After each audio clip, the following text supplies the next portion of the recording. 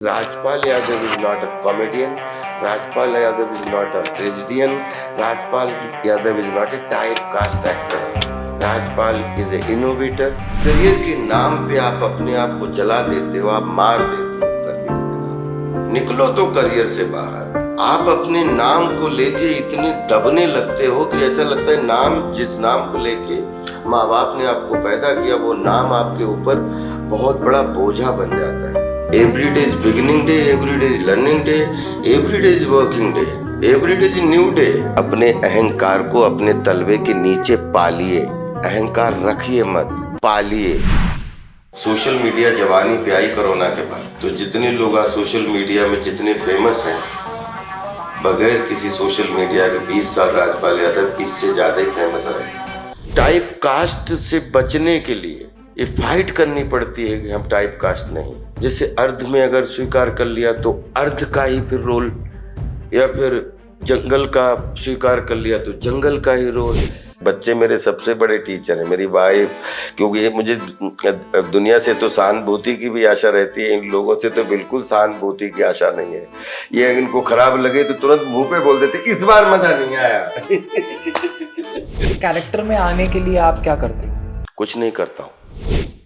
जो चीजें आपको अलग बनाती हैं वही आपको कामयाबी तक पहुंचाती हैं, और ये बात हमारे आज के गेस्ट राजपाल यादव जी पर बिल्कुल फिट बैठती है। शाहजहांपुर के एक छोटे से शहर से लेकर बॉलीवुड के बड़े पर्दे तक का सफर करना आसान नहीं होता, लेकिन राजपाल जी ने अपनी मेहनत और टैलेंट से ये कर दिखाया। जंगल के सिप्पा से लेकर भूल भुलैया के छोटे पंडित तक उन्होंने हर रोल को ना सिर्फ जस्टिफाई किया, बल्कि उनसे लाखों लोगों को अपना फैन भी बना लिया। आज के एपिसोड में हमने राजपाल यादव जी से बात की, उनके कैंस तक के जर्नी की, साइको किलर रोल्स जैसे टेयरिंग चॉइसेस की, और कॉमेडी से लेकर इंटेंस एक्टिंग तक के उनके सफर की। साथ ही जाने सेट के कुछ मजेदार किस्से, उनकी आइकॉनिक परफॉर्मेंसेस के पीछे की स्टोरीज, और कैसे वो आज मीम्स की दुनिया में इतने पॉपुलर हैं। तो अगर आप राजपाल जी के फैन हैं या एक्टिंग की दुनिया के बिहाइंड द सीन्स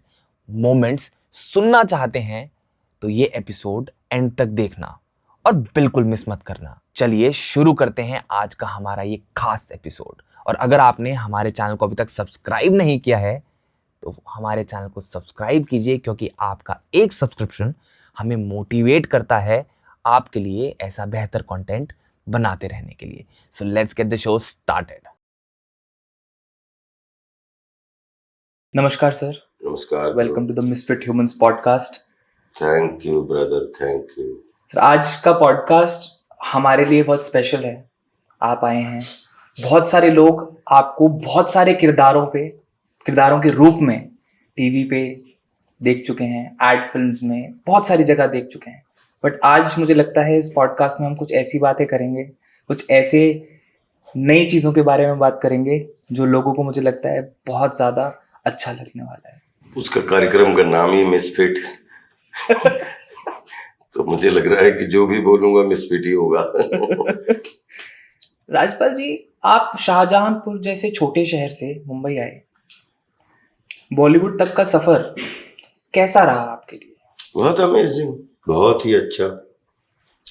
अब जैसे आपने कहा कि ध्रुव की छोटा सा गांव, तो ये तो फिट है कि हमारे भारत में एक यूपी में शाहजहांपुर जिला है, उस जिले का एक 50 किलोमीटर दूर एक छोटा सा गांव है। ये फिट है, लेकिन मेरे लिए ये दुनिया का सबसे बड़ा गांव है। ये हो सकता है मिसफिट हो, और बचपन से ही मैंने उस गांव को कभी छोटा, आज सातों समंदर में 27-28 साल से घूम रहा हूं, लेकिन मुझे लगता है कि दुनिया का सबसे बिगेस्ट, अगर दुनिया का कोई बिगेस्ट प्लेस है तो वो छोटा सा गांव है जिसका नाम है कुंडरा। क्योंकि वहां जहां से हमने आंखें खोली, इस विश्व को देखा, वहां जिस कोख में मैं पला, वो मेरी माँ वहां पे रहती हैं। तो पहले मेरे लिए दुनिया का सबसे बड़ा आंगन था वो, जो पहली बार क्रॉस करने का बच्चे को मौका मिलता है। डेयरी क्रॉस की। एक किताब है मैक्सिम गोर्की, माय चाइल्डहुड। तो आप जितनी मेमोरी याद करते हो कि पहली बार याद करो, तो जो आंगन आप बड़े हो जाते हो बहुत छोटा लगता है, लेकिन पहली बार वो आंगन घुटनों के बल और कैसे करके और डेयरी क्रॉस करके, और फिर पता लगा आप गिरा गए, और फिर माँ पीछे दौड़ती, अरे रे डेयरी क्रॉस हो गया, डेयरी क्रॉस हो गया, उठा के लाती है। तो आई थिंक वो जो आज मतलब 22-22 घंटे फ्लाइट्स में रहने के बाद जो दुनिया क्रॉस करने का सुख ज्यादा नहीं उठा पाते, कभी सोते हैं कभी कुछ काम करते हैं, लेकिन वो सुख जब पहली बार डेयरी क्रॉस की थी, तो आई थिंक वो बिगेस्ट गांव है अपने लिए, जहां से पूरी दुनिया देखने का सौभाग्य मिला। सर क्या चैलेंजेस रहे, आप मुंबई आए और क्या चैलेंजेस आपने फेस करे, किस तरीके से उनको आपने ओवरकम किया? देखिए, चैलेंजेस बहुत जरूरी हैं जीवन में, और चाहे वो आपके व्यक्तिगत चैलेंजेस हो, फिजिकल चैलेंजेस हो, मानसिक चैलेंजेस हो, पारिवारिक चैलेंजेस हो, सामाजिक चैलेंजेस हो, सांसारिक चैलेंजेस हो। चैलेंजेस हैं तो आई थिंक आप जिंदा हो। और जहां पे, जैसे आपका कार्यक्रम बड़ा अच्छा, मुझे टाइटल ही बहुत अच्छा लगता है, मिसफिट। एक्चुअली जहां पे आप अपने आप को मिसफिट समझते हो, वहीं से आपके फिट होने का बीज पड़ जाता है कि I have to be fit, मैं मिसफिट क्यों हूं। तो ऐसे ह्यूमंस हमेशा उनका एक इतिहास रहा है, हजारों साल का इतिहास रहा है। चार्ली चैपलिन साहब ले लो, कहे कोई भी अपने सिनेमा वर्ल्ड में ले लो, तो जहां पे आप अपने आप को मिसफिट देखते हो, मुझे लगता है अब वहीं से फिटनेस की शुरुआत हो जाती है, फिट लगने लगते हो। चैलेंजेस अगर हैं, एक्चुअली चैलेंजेस आपको बिगिनिंग, करेक्ट बिगिनिंग देते हैं। आप बिगनर बनते हो चैलेंज जब फेस करने की आदत पड़ जाए, और जब बिगनर होते हो तो बिगनर में मतलब बीज पड़ता है आपका, और बीज जब पड़ता है तो उसको गर्मी भी खानी है, उसको बारिश भी झेलनी है, और उसको सर्दी भी झेलनी है, और उसके बाद ही वो अंकुरित होके जमीन को फाड़ के बाहर निकलता है। और फिर जब तक अगर कोई जानवर या कोई ह्यूमन उसको ना छेड़े, तो फिर वो दरख्त ही बनता है, और वो हजारों साल के लिए अपनी पहचान दे देता है। वो होते हैं चैलेंजेस। सर आपका फेवरेट, आपका गांव? 100% दुनिया का सबसे फेवरेट मेरा गांव। ऐसा क्या था, क्या डिसीजन था माइंड में, क्या चल रहा था कि अब चलो गांव को छोड़ के शहर की तरफ चलते हैं, और इस इंडस्ट्री की तरफ रुख कैसे बदला आपका? गांव ब्रदर कभी छोड़ने का मन में ही नहीं आया। अब मैंने कभी भी कुछ मिस नहीं किया आज तक, क्योंकि मैं कुछ भूला ही नहीं आज तक। मुझे वो पेड़ में जो मेड़े, वो पेड़, वो बचपन का जिसको आज स्ट्रगल बोलते हैं, वो मेरे लिए वो परिश्रम या वो वर्क या वो बाल मजदूरी या फिर वो दूध का बेचना या वो मतलब पढ़ाई का करना, एक दूसरे के खेतों में धान गड़ाना, एक दूसरे को सपोर्ट करके एक दूसरे के छप्पर चढ़वाना, और मेरा कभी दर्शक बन के देखना, कभी ऑब्जर्वर बन के देखना, और कभी उसका हिस्सा हो जाना। तो मुझे लगता था कि दुनिया में ऐसा कुछ क्रिएट करूंगा जिससे अपने गांव की पहचान बन सके। तो 2000 में जंगल से नाम मिला, और आई थिंक 2000 मन में तो 2001 से ही वो गांव गोद ले लिया था, और धीरे धीरे जिस गांव में 200-250 छप्पर चढ़ा करते थे फूस के, घास के, आज उस गांव में लगभग कोई ऐसा घर नहीं है जिसका पंखा या कमरा या उसकी अब बहुत सारी कोठियां बनी हुई हैं। जिस गलियारे में हम लोग तैरते थे और मछली पकड़ने के शौकीन मछली भी पकड़ा करते थे, जिस गलियारे में आज वहां आधे घंटे बारिश हो जाती तो भी आप जूता पहन घूम सकते हो। तो गांव छोड़ा ही, गांव छोड़ते तो फिर ये सब यादें रहती। लेकिन एक एक मिनट गांव से जुड़े हुए हैं। और हर होली दीपावली मतलब हमारे जिले के, हमारे बरेली मंडल के एक्चुअली, जिसमें 4-5 जिले आते हैं, तो उनको मालूम है कि राजपाल भैया जो हैं वो होली दीपावली पे वो साल भर कहीं भी गायब रहे, पूरे देश में काम करते रहे, दुनिया में काम करते रहे, लेकिन होली दीपावली 3-4 दिन हम वो पूरे मंडल के लिए, चाहे कोई भी आदमी आए, बच्चा आए, बूढ़ा आए, नौजवान आए, वो राजपाल को गले लग के उस बगैर सेल्फी खिंचाए ना जाए। ये तो लोगों का प्यार है जो आपको छोड़ना ही नहीं चाहते, आपके साथ जुड़े रहना चाहते हैं। मैं खुद ही नहीं छोड़ना चाहता, मुझे दुनिया बहुत अच्छी लगती है। मुझे मैं कलाकार हूँ।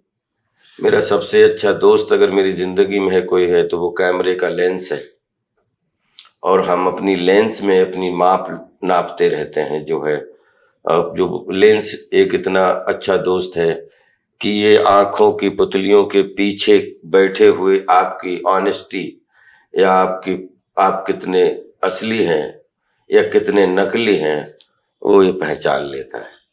ये कैमरे से जुड़ाव कब हुआ आपका? बचपन से। कैमरे का जुड़ाव तो खैर बचपन से मैं कह सकता हूं, क्योंकि गली में कैमरा नहीं था, लेकिन एक फोकस रूपी कैमरा था। ओके। खेतों में जब नाटक किया करते थे या गांव में जब नाटक देखा करते थे या रामलीला देखा करते थे, तो एकाग्र चित्र होके देखा करते थे, और जब लाइंस या आपके दिमाग में आप याद होने लगे तो मुझे लगता है फिर उसके बाद में इधर पढ़ाई चल रही थी, उधर छोटे छोटे कार्यक्रमों में हिस्सा लेने लगा था। फिर कोरोनेशन आर्ट थिएटर में शाहजहांपुर में जब पढ़ने आया जी, तो एक अमेचर आर्टिस्ट के रूप में जुड़ने का मौका मिला, तो एक नुक्कड़ नाटक करने का मौका मिला, जिसमें डुगडुगी बजा के चारों लोगों को इकट्ठा करके वो बच्चे नाटक करते हैं।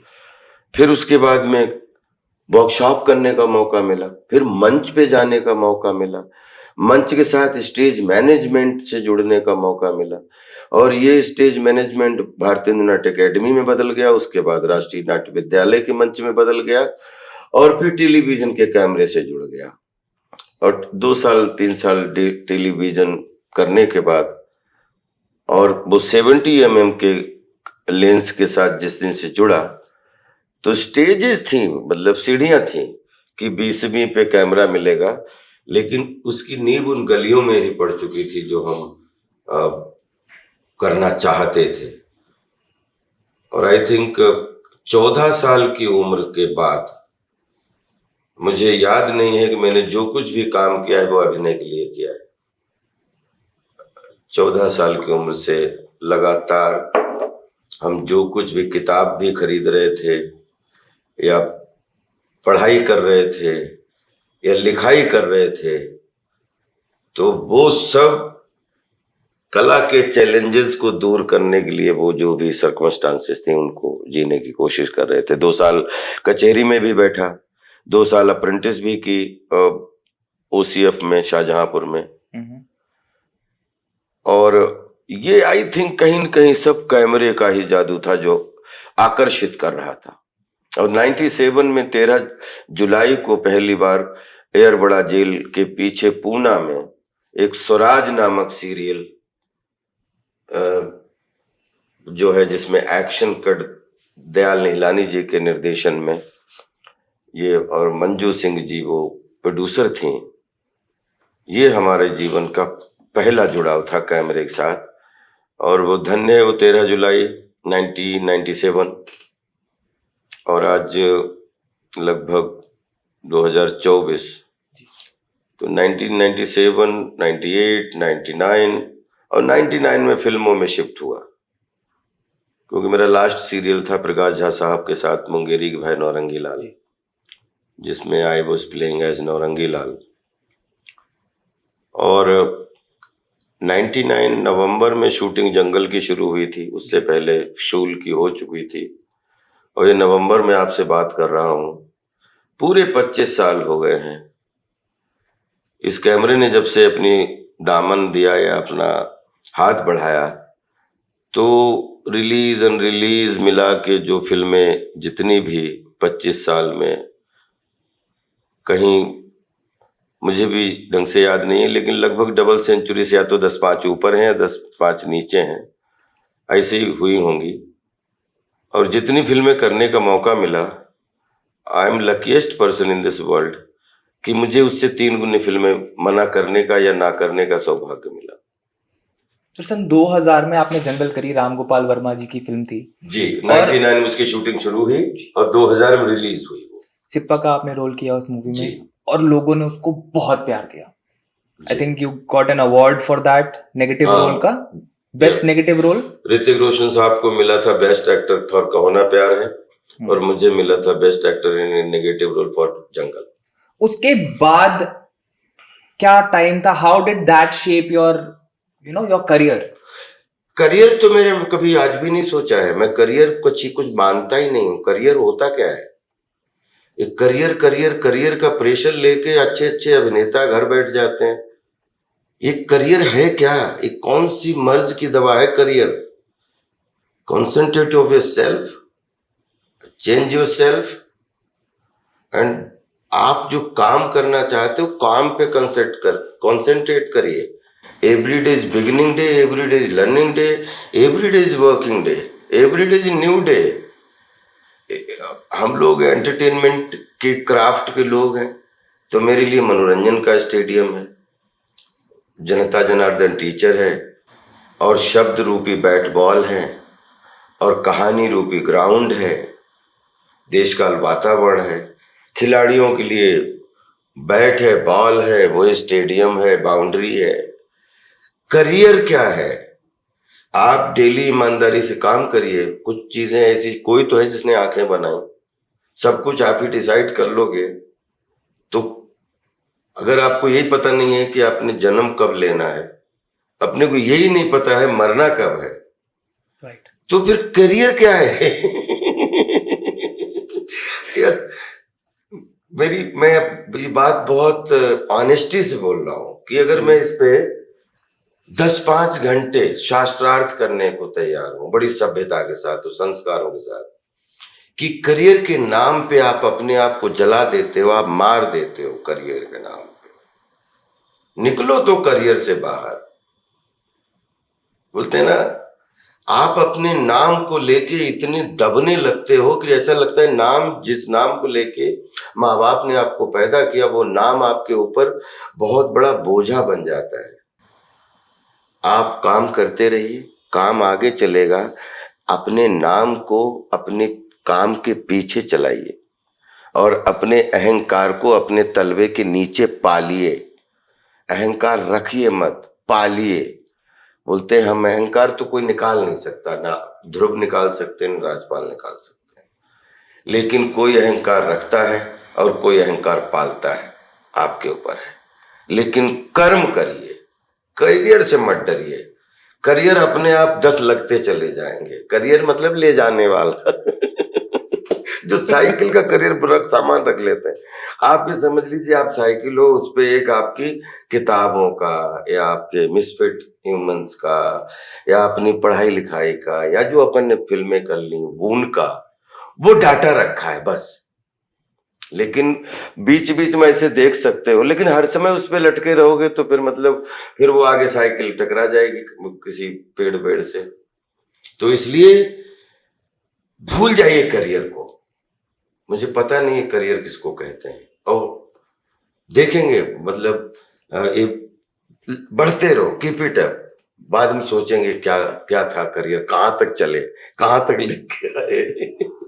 नहीं, इस रिकॉग्निशन के बाद, इस अवार्ड के बाद आपको 1 महीने में 16 फिल्में मिली थी। जी मिली, बिल्कुल मिली। क्या उस टाइम पे फीलिंग थी? क्या लग रहा था कि यार हाँ मैंने कुछ अचीव कर लिया, या हमेशा से ही अचीव कुछ नहीं कर लिया, मुझे कुछ करने का मौका मिल रहा है।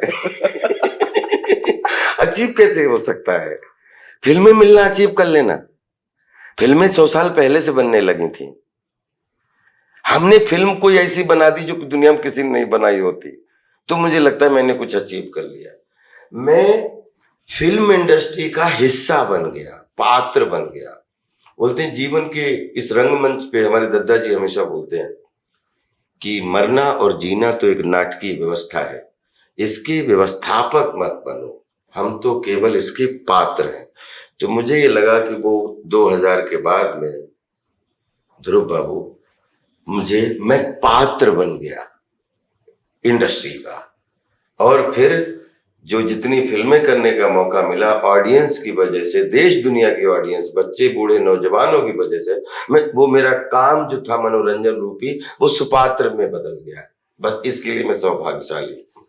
मतलब इंडस्ट्री ने आपको अपना लिया था और अब आप इंडस्ट्री के एक इटर्नल पार्ट बन गए थे। नहीं, इंडस्ट्री तो हमारी माँ है और हमें जन्म लेने का मौका मिला इंडस्ट्री में, लेकिन कला के पुत्र हम बचपन से रहे। हमें पता था कि कुछ तो है जो मुझे कहीं ले जाने के लिए हमेशा जो है अंदर से जिज्ञासु बनाती रहती है।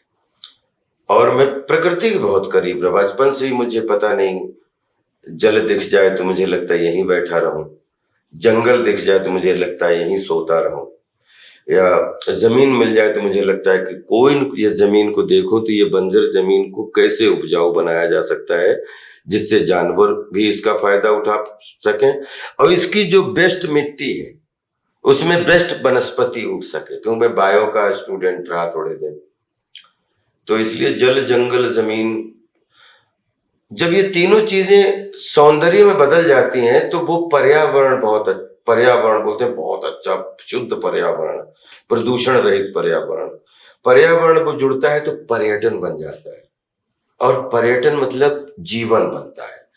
इसलिए मैं जीवन को एंजॉय करता हूं, तो मुझे लगता है कि प्रकृति अपनी नानी है। आज भी रिलैक्स करने के लिए आप कहाँ जाते हो? आपने कहा आपको जमीन से जुड़े हुए हो, आपको पर्यावरण, या तो अपने गांव चला जाता हूँ, या आप आ जाए तो गोवा से, तो साउथ गोवा निकल जाता हूँ। नॉर्थ गोवा में घूमना पसंद करता हूँ, साउथ गोवा में सोना पसंद करता हूँ। ठीक है। या फिर अपने गांव में चला जाता हूँ जहां मुझे अकेले रहने का 2-4 घंटे मौका मिल जाता है, और वहां गाड़ी की आवाज भी नहीं आती है। वो मेरा बेस्ट समय होता है, और मेरी बेस्ट दोस्ती शुरू होती है अपने आप से।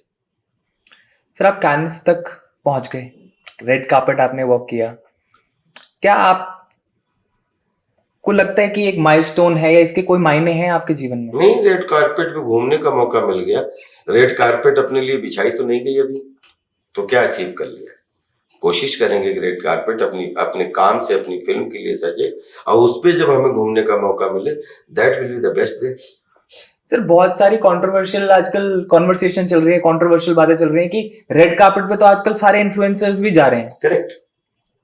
और मुझे कहीं ना कहीं ऐसा महसूस होता है कि वो भी एक तरीके से फेम को पाने के लिए, झूठी फेम को पाने के लिए भी रास्ता बन गया है लोगों के लिए। अब देखिए, मैं कौन क्या रास्ता अपनाता है ये कहने की तो हमारी हैसियत नहीं है, क्योंकि किसी के हिसाब से उसका करियर 6 होता है, किसी के हिसाब से 9 होता है।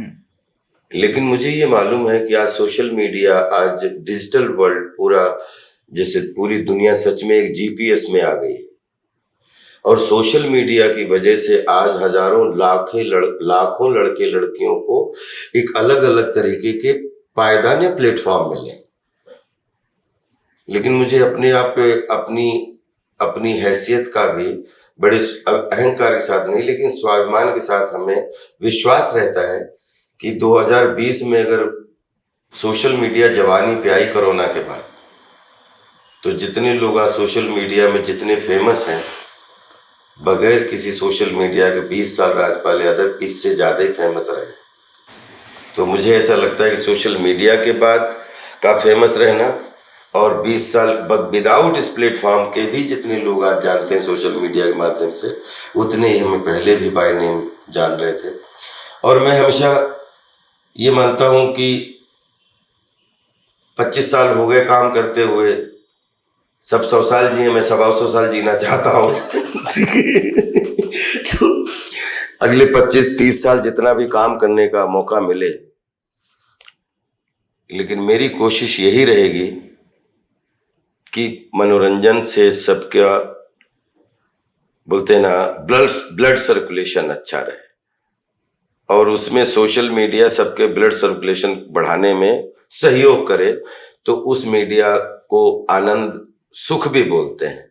और सोशल मीडिया के माध्यम से आज हजारों लाखों बच्चों को रोटी कपड़ा और मकान, एक अच्छी लाइफ जीने का मौका मिला, और हम लोग उसमें मीम के माध्यम से, किसी अलग अलग प्लेटफॉर्म के माध्यम से, तो इससे बढ़िया कुछ नहीं हो सकता है। मैं तो चाहता हूं कि अगर 800 करोड़ लोग अभी हुए हैं, तो मैं ऑलरेडी अपनी झोली में 1100, बोलते हैं ना 11 करोड़ लोग सोच के बैठा हुआ हूं कि पूरी दुनिया में 1111 करोड़ लोग, 1111, यहां तक अगर इतने लोग भी हैं तो 600-700 तक अपन बाय नेम बाय फेस पहुंच चुके हैं। तो थोड़ी सी और मेहनत हो जाए तो जो अगर 1000 करोड़ या 1111 करोड़ किचन भी हैं, तो हर किचन में अपने कर्म के माध्यम से उनकी धमनियों में जाके उनके चेहरे पे मुस्कुराहट लाने का सौभाग्य मिल जाए, तो इससे बढ़िया कुछ नहीं हो सकता। सर, आपने हर तरीके का रोल किया है। 500 जीवन जी लिए, लगभग 500-600, और हर जीवन, चाहे छोटा जीवन जिया चाहे बड़ा जीवन जिया। किसी में 3 सीन का जीवन था, किसी में 30 सीन का जीवन था, किसी में 100 सीन का जीवन था, लेकिन अद्भुत है ये जीवन।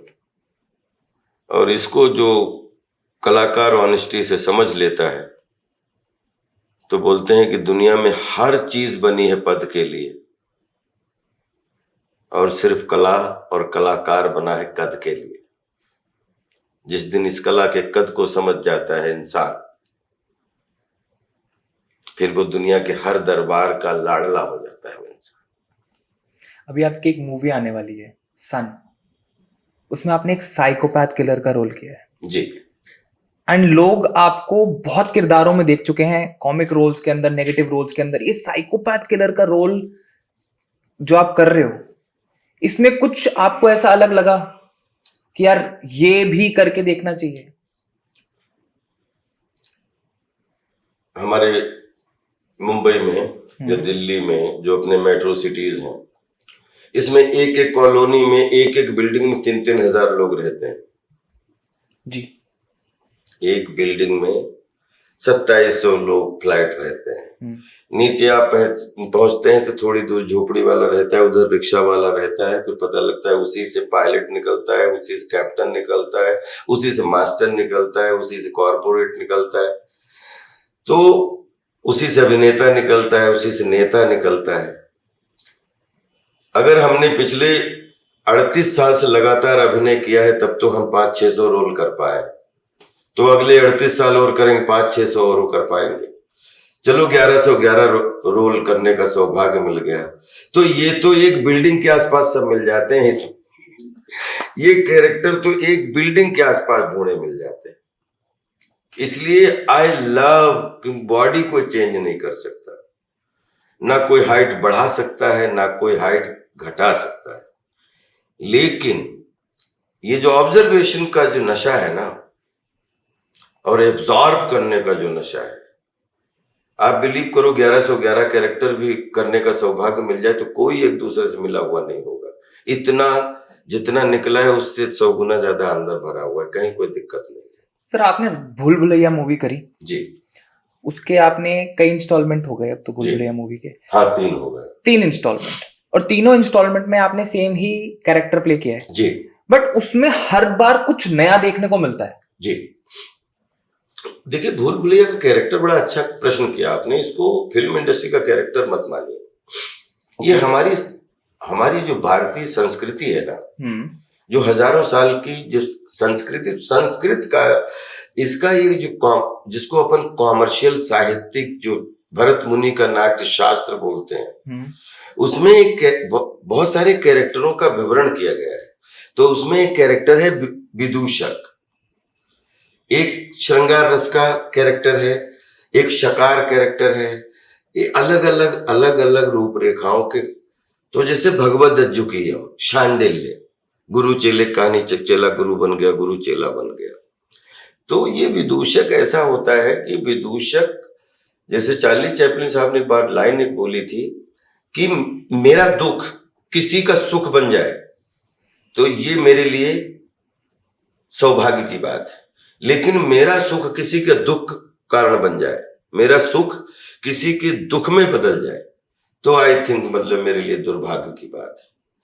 तो ये विदूषक जो कैरेक्टर होते हैं, इनको मंदिर में दिखाओ, मस्जिद में दिखाओ, गुरुद्वारे में दिखाओ, चर्च में दिखाओ या कहीं पे भी दिखाओ, ये चरित्र नहीं होते हैं, ये कैरिकेचर होते हैं, ये मिनिएचर होते हैं जो अपनी खुद की एक बोलते हैं कार्टूनिस्ट कैरिकेचर बना के और जब इनको पेश करते हैं तो कितने लोगों को अच्छा लगता है पता नहीं, बुरा किसी को नहीं लगता है। तो इसको ये बड़ा एज पे होता है, अगर इसको जरा सा भी आपने गंभीरता से नहीं लिया तो ये विवाद का कारण बन जाएगा। ये छोटा पंडित है लेकिन पंडितों की मजाक नहीं बनाता है।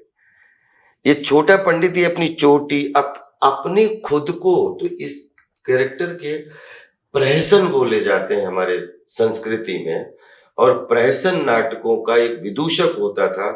तो जैसे अभिज्ञान जो थे कालिदास है या अभिज्ञान शाकुंतलम है, तो मतलब उनमें ये कैरेक्टर अपनी जो है लोगों को हंसी दिलवाने के लिए पेश होते हैं, अपनी खुद की मजाक बनवाने के लिए। तो इसलिए कोशिश करता रहता हूं कि इसकी बाउंड्री को समझते हुए गंभीरता से, क्योंकि कोई बहुत कम अगर कम पढ़ा लिखा अभिनेता या कोई थोड़ा सा बफूनरी से इस कैरेक्टर को ले लेगा तो ये कैरेक्टर विवाद बन जाएगा, और विदूषक कभी विवाद नहीं हो सकता।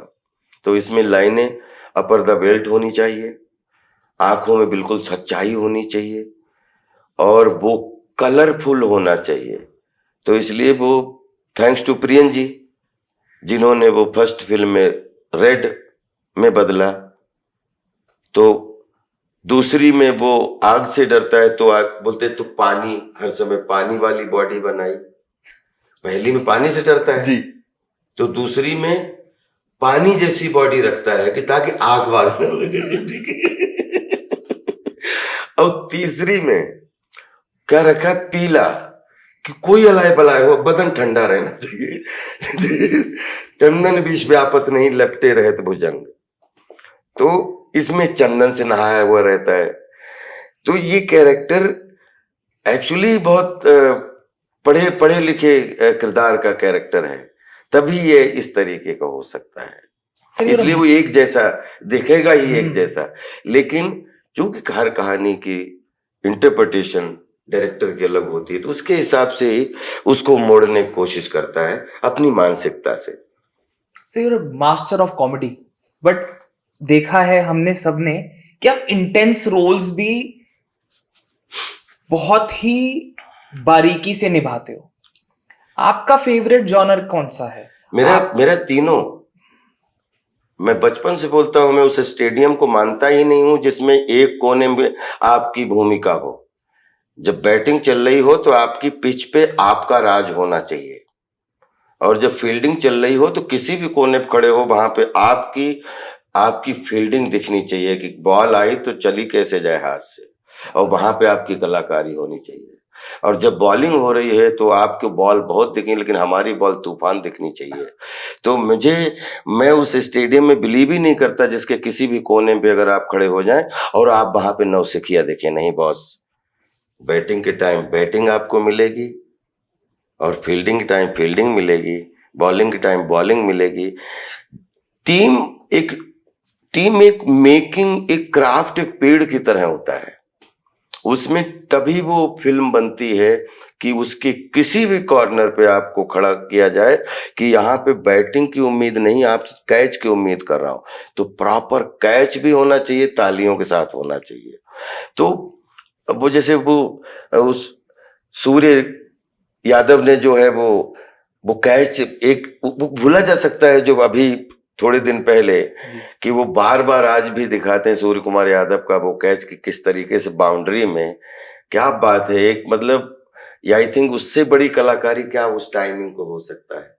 तो जब छक्का आपको याद रहता है तो आपको फील्डिंग भी याद रहती है, तो मुझे लगता है कि एक्टर जो होता है वो 3 डायमेंशनल होना चाहिए, और 3 डायमेंशनल होने के साथ फिल्म की कहानी 3 डायमेंशनल होती है, और जिस जिस कोने पे आपको जॉब मिले उसमें आप फर्स्ट डिवीजन पास हो।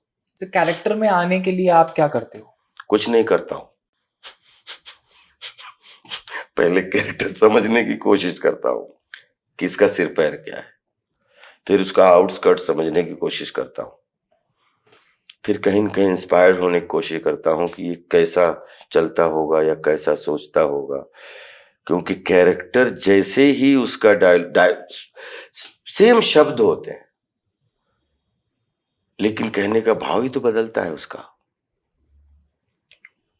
हर आदमी कि आई लव यू है, हजारों फिल्में बनी, शब्द नहीं बदले। बट फिर भी स्विच बटन थोड़ी होता है इंसान के अंदर की स्विच दबाया और एकदम से सब कुछ बदल जाए। नहीं, उसके लिए तो आप एक्टर, फिर डॉक्टर ने नहीं बोला ना कि आप एक्टर बनिए। अब इतना भी अगर आप नहीं कर पाएंगे तो फिर आप तो एहसान दिखा रहे हैं, एक्टिंग कर कहाँ रहे हैं कि यार स्विच थोड़ी है कि मतलब, अरे सर ग्रास पावर होती है ना कि स्क्रिप्ट हाथ में आ जाए तो अच्छा कैरेक्टर ना जाए, कि पता लग जाए कि जो तीसरा कैरेक्टर है या पहला कैरेक्टर है यही है, या एक पन्ना पढ़ने में सारे कैरेक्टरों की रूपरेखा आपके आंखों के सामने घूम जाए, तो उसी को तो फिर आपका जॉब करना बोलते हैं ना। फिर जिस जॉब को आप बिलोंग करते हैं, अगर आपका सपना है कि मैं खड़ा हूं और मतलब हर हॉल में बैठे हुए हर ऑडियंस के हृदय में घुस जाऊं खाली खड़े होके, तो फिर कैरेक्टर को ग्रास्प करने की पावर तो पैदा करनी पड़ेगी ना।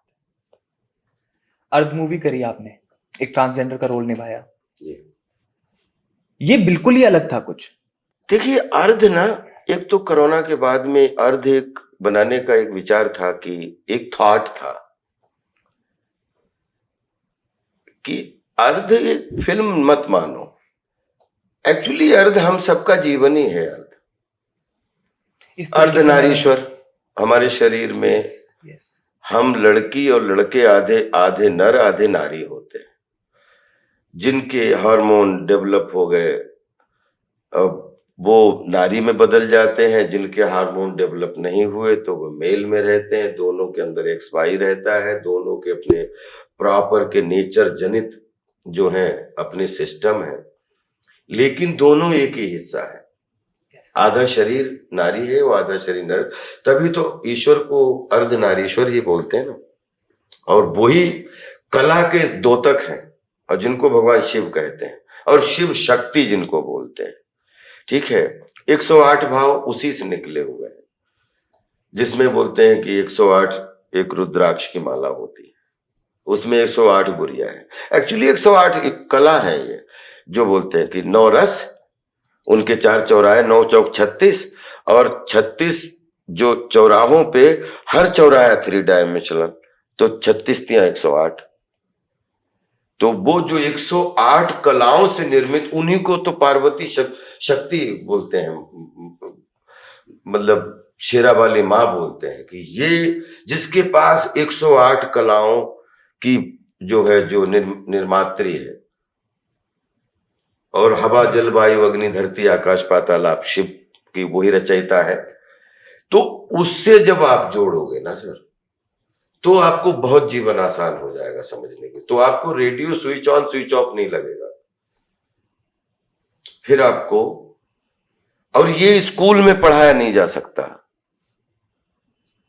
ये स्कूल में पढ़ते पढ़ते आपको चिंतन के माध्यम से खुद करते करते, खुद बढ़ते बढ़ते, ये कब आपको मिल जाए। जो दादाजी बोलते थे कि दाल और नमक पहले अलग अलग होते हैं, और तड़का लगने के बाद बोलते हैं वाह क्या दाल बनी। तो उसमें आप कैसे बता सकते हो कि वो नमक कितना है? नमक दिख ही नहीं रहा है। और नमक ज्यादा हो जाए तो यार थोड़ा दाल बहुत बढ़िया थी, नमक ज्यादा हो गया थोड़ा, या दाल बहुत बढ़िया थी, नमक कम था, और ये बोलते वाह क्या बैलेंस दाल थी। उस स्वाद में जब बदलने लगे, फिर आपको कैरेक्टराइजेशन भी करने की जरूरत नहीं पड़ती। बट इस तरीके के कैरेक्टर्स प्ले करने के लिए क्या चैलेंजेस फेस करने पड़ते हैं? पहले तो ये कि टाइप कास्ट से बचने के लिए ये फाइट करनी पड़ती है कि हम टाइप कास्ट नहीं।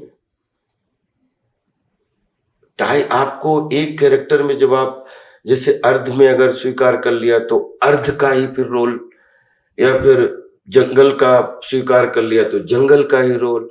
तो मुझे हर कैरेक्टर के लिए पिछले 25 साल में ये बहुत मजा आया कि फाइट करके बार बार मुझे ये प्रूव करने का मौका मिला कि Rajpal Yadav is not a comedian, Rajpal Yadav is not a tragedian, Rajpal Yadav is not a typecast actor, Rajpal is an innovator, Rajpal always doing something, चाहे वो फ्लॉप हो चाहे वो सक्सेस हो, लेकिन invention is my hobby.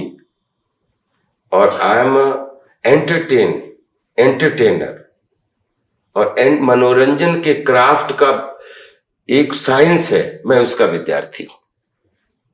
Sir आपने एक मूवी करी थी मैं, मेरी पत्नी और वो जी, एक इनसिक्योर हीरो का किरदार आपने निभाया। उसका पार्ट 2 भी तैयारी हो रही, बनने जा रहा है। वाह, मेरा सवाल कहीं ना कहीं वही था कि आज भी मैं उस मूवी को याद करता हूं तो बहुत स्ट्रॉन्ग रोल था वो, राइट जी। क्या आज भी उस तरीके के रोल्स को लोग पसंद करते हैं? बिल्कुल करते हैं। अच्छा रोल किया गया, जनता जादूगर है, पूरे देश दुनिया की जनता जादूगर है।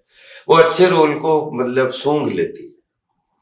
और मैं खुद इस बात का उदाहरण हूं कि जब जब हमारे अच्छे रोल आए तो हमें मतलब इतना प्यार मिला है और बार बार प्यार मिला है, और उसकी वजह से मैं यहाँ पे। मुझे नहीं लगता कि कोई भी ऐसा रोल आपने किया है जो मेरी नजर में अच्छा नहीं है। आपने कहा जब जब मेरे रोल आए, मुझे लगता है हर कैरेक्टर को आपने ऐसे निभाया है, लोगों को लगता है कि हाँ यही रियल फीलिंग लाना एक किरदार में। चुप चुप के मूवी मैं कभी भी नहीं भूलता हूं मालिक। आप मतलब मैं इसको मानता हूं कि गिलास हमेशा भरा तो कभी नहीं रहा जी। लेकिन खाली भी कभी नहीं रहा। बहुत सारे कैरेक्टर में देखता हूं, मुझे लगता है कि इसको और कितना बहुत अच्छा किया जा सकता था। ये अभिनेता का एक लालच होता है, क्योंकि मैं अभिनय ही जीता हूं और अभिनय के अलावा मुझे कुछ आता भी नहीं है, और अभिनय ही करना चाहूंगा जीवन भर। तो कैरेक्टर, जब आप बोलते हैं ना कि आप जब पहली बार कैरेक्टर सुनते हो ना तो आप मिसफिट होते हो, लेकिन धीरे धीरे धीरे धीरे धीरे धीरे धीरे जब उसमें फिट हो जाते हो ना, क्या बात है। तो फिर उसके बाद में जब तक वो डायरेक्टर बोले कि now your job is over, फिर आप उसको थोड़ा सा एक दो दिन की आराम के बाद उसको विदा कर देते हो। तो इसलिए मुझे मजा ये आया कि जब आप हमारे अलग अलग वैरायटी भरे कैरेक्टरों को बोलते हैं, तो मुझे भी अच्छा लगता है कि हम लोग जब स्टूडेंट हुआ करते थे तो ये टाइप कास्ट की चर्चा बहुत ज्यादा किया करते थे, और उससे बचने के लिए एक एक्टर को बहुत कुछ खोना भी पड़ता है। कुछ चीजें पाने के लिए बहुत कुछ दांव पे भी लगा देना पड़ता है कि चलो देखा जाएगा जो भी। लेकिन आई एम लकीएस्ट कि मुझे हमेशा, मैं कृतज्ञ हूं कि मुझे सफलता मिली। सर आपके पास काफी मूवीज के ऑफर आते होंगे, आप कैसे सिलेक्ट करते हो, डिसाइड करते हो कि यार ये रोल मैं करूंगा, ये रोल मैं करना चाहता हूँ? कुछ फिल्में ऐसी होती हैं जिनको अपना पेट्रोल जला के भी करना चाहता हूँ, कर देता हूँ, और कुछ फिल्में ऐसी होती हैं अपना किचन चलाने के लिए कर लेता हूँ। जैसे अगर हम जानना चाहें कि कौन सी ऐसी फिल्में थी जिसमें आप खुद तेल जला के काम करने पहुंच गए? एक में मेरी पत्नी और वही ठीक है। अब देखिए ऐसा है, ऐसे बहुत सारे उदाहरण हैं, लेकिन मुझे ऐसा लगता है कि तेंदुलकर साहब को मैं इस मामले में, जिसको आप करियर, फर्स्ट टाइम आपने बोला था करियर जी, तो तेंदुलकर साहब ने 300-400-500 जो भी मैच खेले, 100 सेंचुरी मारी, 10 मैच में किसी 0 पे आउट हो गए, किसी में 10 रन बना के आउट हो गए, कभी कभी 89 बना के आउट हो गए, कभी 99 बना के आउट हो गए। तो मैं ये मानता हूं कि चाहे अभिनेता हो, चाहे वो क्रिकेट खिलाड़ी हो, कि अगर वो अपनी लाइफ में अगर 100 फिल्में करता है या 100 मैच खेलता है, तो मैं ये मानता हूं कि 90 मैच या 90 मैच में जो चरित्र मिले वो सबको याद है। 10% कभी कभी 0 पे भी आउट हुआ, और कहीं कहीं पे जो सोचता कि यहाँ पे बहुत अच्छा होगा, वहां कुछ नहीं हुआ। तो इसे 100% जो है वो या तो 0 या 100%। लेकिन मुझे इतनी फिल्में, thanks to directors, thanks to writers, thanks to producers, की जिन्होंने बार बार रिपीट किया, और लगभग 90% कैरेक्टर हमारे सब सुपरहिट है। बिल्कुल सर, आपके मीम्स की बात करते हैं जी।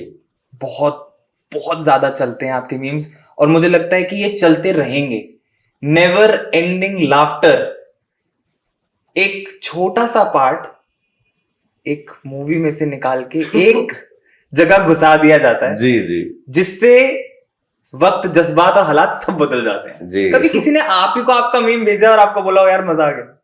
बहुत सारे लोग, और मैं खुद मजे ले लेता हूँ कि उसमें जो लाइनें ऐसी लिख के देती हैं, या जो फोटो लगा देते हैं और कुछ लाइनें ऐसी, तो इसमें जैसे हमारे कंधे पे बंदूक रख के क्या क्या अपनी अपनी लाइनें बोल लिख देते हैं। तो उसको एक लाइन हो जाए आपकी जो फेवरेट हो, सबसे फेवरेट लाइन हो आज तक जितने भी आपने किरदार निभाए हैं, उनमें से एक ऐसी लाइन, जैसे मेरी फेवरेट जो है, मेरी 2 फेवरेट है। हम लोग बहुत सालों से दोस्तों में ये मजाक चलता है, हम कहीं भी खाना खाने जाते हैं तो जो भी लाना 2 लाना, और जब भी हम कहीं पार्टी वार्टी में बैठे होते हैं, कुछ ऑर्डर कर रहे होते हैं, तो हमारी एक फेवरेट लाइन होती है, मालिक जब इतना खर्चा हो गया तो एक चिप्स का पैकेट और सही। तो आपकी फेवरेट कौन सी लाइन? बहुत सारी, जैसे सालू मंदिर का घंटा समझ रखा है, कोई भी आके बजा जाता है, या चुप चुप के कि मैं मरे हुए जीतों का लंगोटिया यार हूं, या लेकिन मुझे आज भी लगता है कि जब मैं अपने से कोई लाइन जोड़ू कि अगर क्या है कि तू साले जरासंध रावण के खानदान, ये गर्दन उल्टी नहीं जैकेट उल्टी है। तो मुझे यही लगता है कि जब मैं किसी से बात करूं और वो मेरी बात ना समझ पाए, तो मुझे लग रहा है कि ये मेरी गर्दन उल्टी समझ रहा है, जब भी मैं ये समझा रहा हूं कि जैकेट उल्टी है। एक और भी था ना, वो बहुत बहुत ज्यादा चलता है। मुझे सब आता है, मैं मास्टर हूँ, मास्टर हूँ। हाँ, छोटा डॉन, मतलब बहुत छोटी ऐसी छोटे जो स्ट्रेंथफुल रोल थे उनके मीम। अब जैसे वो कि फैसला कि आज चलते हैं उस मुच्चड़ के घर, और बोलते हैं कि तू नाव वापस करता है कि नहीं, आज फैसला हो ही जाना चाहिए। तो परेश भाई बोलते फिर तो वो बोलेगा कि नाव, वो उससे पूछेंगे नाव देता है कि नहीं, तो बोले फिर, तो वो बोलेगा कि नाव नहीं दूंगा, तो आगे हो गया ना फैसला। एक और मुझे याद आया कि मुझे यहाँ मुंह में घुसेड़ा, मुंह से बाहर निकाल दिया। हाँ, ये था शायद ढोल का ही था। ढोल का तो बहुत अलग रोल था, मतलब वो। मैं कहता हूँ कि कहीं ना कहीं आपकी मूवीज की कल्ट फॉलोइंग तो है ही, साथ में आपकी मीम्स की भी एक अलग लेवल की फॉलोइंग है। पूरे डेडिकेटेड मीम पेज बने हुए हैं आपकी, जो आपने किरदार निभाए हैं उनके। क्या आपको कभी ऐसा लगता है कि कोई पुराना कैरेक्टर उसको वापस लाना चाहिए? 20 कैरेक्टर ऐसे हैं उसको अभी जो जिनको वापस लाना चाहिए, 20 कैरेक्टर हैं ऐसे। जैसे अब जैसे एक मैंने फिल्म की थी जिसमें वकील का रोल किया था, और वो ऐसी जगह वकालत करता है, वो क्राइम का वकील है, और मॉरिशस में, और मॉरिशस में क्राइम 0 है, तो उसके पास एक केस नहीं है। तो मुझे लगता है कैसे फिल्म बन गई। हाँ, बहुत सारे ऐसे हैं जो याद करूं तो बहुत याद आएंगे। तो मुझे लगता है कि चरित्र जो कॉर्नर के होते हैं ना, एक्चुअली जो आपके रोटी कपड़ा और मकान के सर्वाइवल से जुड़े हुए जो चरित्र, उनमें जो कैथारसिस होता है ना, वो हमेशा हमें, आपको, we are all common man, सबको याद रहता है। सर, भूल भुलैया और हंगामा जैसे आइकॉनिक फिल्म्स के सेट पे बहुत सारी चीजें हुई होंगी। कोई ऐसा यादगार लम्हा स्पेसिफिकली इन दो मूवीज में से जो आपको लगता हो कि यार ये मोमेंट मैं कभी जिंदगी में नहीं भूल पाऊंगा? उसमें एक्चुअली वो फिल्म में तीनों में जो है अपनी अलग अलग पहचान है उसमें। अब जैसे आज तक अगर ये मोमेंट जो है भूल भुलैया बन थी ना, जिसमें मंजुलिका को सिर्फ इस छोटे पंडित ने देखा है।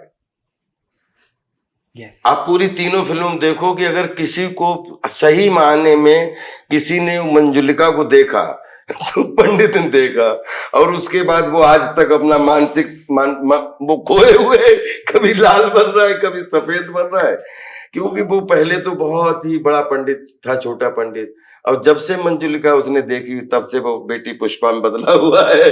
तो इससे बड़ा मोमेंट क्या हो सकता है कि आज 3 भूल भुलैया सुपरहिट हो चुकी हैं, लेकिन मंजुलिका को किसी भी अगर पात्र ने देखा तो वो छोटे पंडित ने देखा है। तब से आज तक वापस नहीं लौटा है। तो चाहे वो लाल कलर लगा के आ जाए कि आजकल बेटी पुष्पा उस साइकिल उसको वो दिखने लगे, और चाहे वो जवान बन के आ जाए, लेकिन वो अभी मंजुलिका को लेके लगातार चल ही रहा है अलग अलग तरीके से।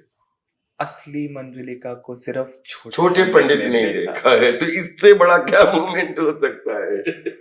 मतलब इस तरीके से मैं बहुत मूवीज देखता हूँ जी, मैंने कभी इस तरीके से नहीं सोचा यार, माइंड ब्लोइंग। मतलब this is a thought process in itself. पूरे 3 फिल्म देखो आप, बोले हु सॉ मंजुलिका, छोटा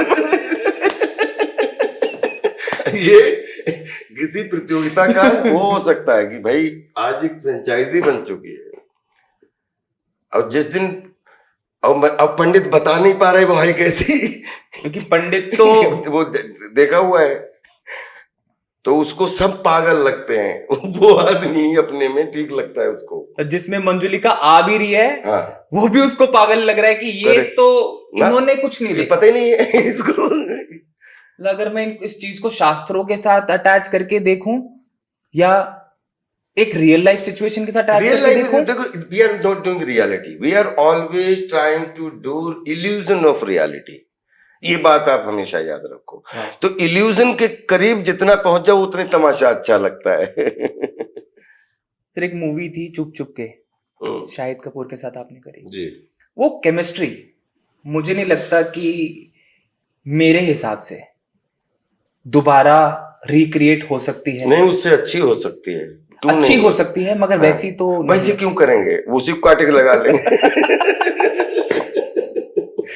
best behind the scene moment क्या था उस मूवी का? Priyadarshan ji, he is himself very good actor, क्योंकि उस आदमी की टाइमिंग जो है ना प्रियन साहब की, एक तो उन्होंने बड़े क्लास अभिनेताओं के साथ हमेशा, मोहनलाल जी से लेके साउथ से लेके नॉर्थ तक, और प्रियन जी खुद इतने ना इस क्राफ्ट में मास्टर हैं। वो एडिटर बहुत, वो कैसे एडिट होगा, कौन सा शॉट लगेगा, कैसे ये एक्ट होगा, तो आई थिंक वो एक्टर, कोरियोग्राफर और डायरेक्टर और एडिटर चारों का रोल अदा करने लगते हैं जब वो सेट पे होते हैं।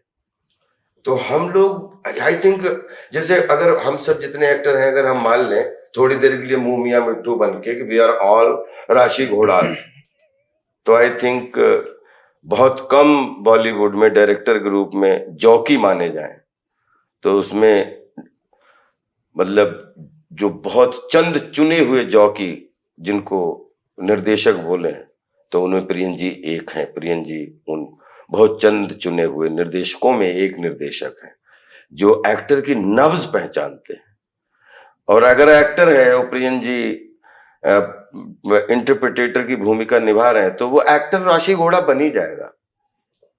क्या आपको लगता है कि अब उनके जैसे डायरेक्टर्स नहीं रहे? नहीं, वो खुद ही हैं अभी उनके जैसे डायरेक्टर। वो उनके जैसे डायरेक्टर क्यों होंगे, उनसे अलग होंगे, उनसे दूसरे होंगे। प्रियन जी अभी उन्होंने साउथ में इतना जबरदस्त काम किया, अभी वो बॉलीवुड में फिल्म बनाने जा रहे हैं, तो अभी तो वो खुद 10-20 फिल्में बनाने की कैपेसिटी रखते हैं, तो उनके जैसे डायरेक्टरों बट का मैं नए एरा के डायरेक्टर्स की बात कर रहा हूँ, नए डायरेक्टर्स की बात कर रहा हूँ, क्या उनके जैसा प्रेजेंस ऑफ माइंड नहीं है लोगों कुछ के पास? भी नया एरा होता नहीं है, पुराना औरा होता है नहीं है।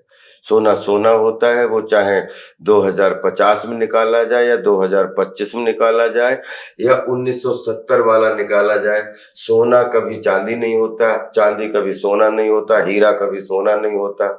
सबकी अपनी अपनी पहचान है, और जो बना है जिसके लिए वो हमेशा विद्यमान है। यही डेस्टिनी है। सर, कभी कोई ऐसा मोमेंट हुआ है शूट पे जिसमें आज भी अगर आप उन एक्टर्स के साथ, अपने दोस्तों के साथ बैठते हो, तो आज भी उस मोमेंट को याद करके हंसी आई जाती है? हंसी आ जाती है, बिल्कुल। जंगल के मोमेंट थे, अभी हमारे वो सब जितने एक्शन के लड़के थे, वो कोई सब मास्टर हो चुके हैं, एक्शन मास्टर। तो कोई किसी सेट पे मिलता है, तो कोई किसी सेट पे मास्टर है। और वो 2000 में वो जंगल में, तो वो उस समय की यादें जब हम लोग याद करते हैं, तो बहुत सारे ऐसे सीन हैं जिनमें हंसी आ जाती है, लेकिन उस समय हार्ट अटैक भी होने के चांस आ गए थे। कोई ऐसा किस्सा सुनाएंगे? बिल्कुल। जैसे जंगल में हमारा किलिंग सीन है जी। और हमें और फरदीन को फाइट करनी थी। उर्मिला जी एक तरफ हैं और एक तरफ वो 14 फीट का किंग कोबरा सांप है। ओके। तो हम लोगों को एक पहाड़ी से कूद के नीचे गिरना है, फिर ऐसे रोल करना है, शीशे के पास जाना है जहां पे वो किंग कोबरा हमारे गाल में काटेगा। ये कोरियोग्राफ हुआ था। अब ये प्रॉपर जब कोरियोग्राफ हुआ, रिहर्सल भी हुआ, सब कुछ सही हुआ, जैसे ही एक्शन हुआ और टेक हुआ, तो हमने जंप की, हम लोगों ने रोल किया, और रोल करने में थोड़ी जगह ज्यादा आ गई तो शीशे पे मेरा पैर घुटना लगा ताड़ से।